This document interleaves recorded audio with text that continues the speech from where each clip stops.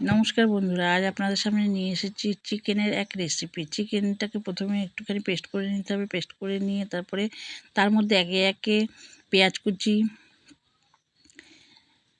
ধনেপাতা কুচি, লঙ্কা কুচি, আবার একটু লঙ্কা আর আদা রসুন একটু পেস্ট করেও তার সঙ্গে দিয়ে দিলাম। একটু ডাল বাটাও দেওয়া যেতে পারে, একটু ডাল বাটাও দিয়ে দিলাম।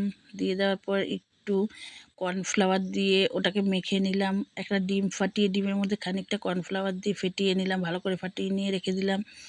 আবার একটু কর্নফ্লাওয়ার শুকনো নিয়ে নিলাম। তারপরে ওই সব কিছু একসঙ্গে মিক্সড করে মাখিয়ে নিয়ে 5-10 মিনিট ম্যারিনেট করে রেখে দিলাম। রেখে দেওয়ার পর তারপর ছোটো ছোটো করে গোলা করলাম। গোলা করে রেখে দিলাম।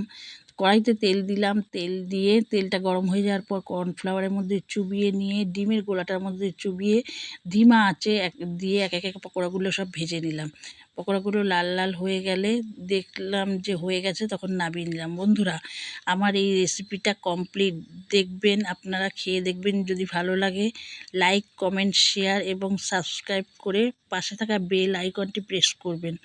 বন্ধুরা, এই পকোড়াটা খুবই স্বাদ এবং সুস্বাদু।